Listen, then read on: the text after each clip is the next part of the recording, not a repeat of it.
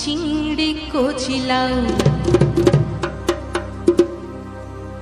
বাংলা পার্শ্বে মাছকে ধুয়ে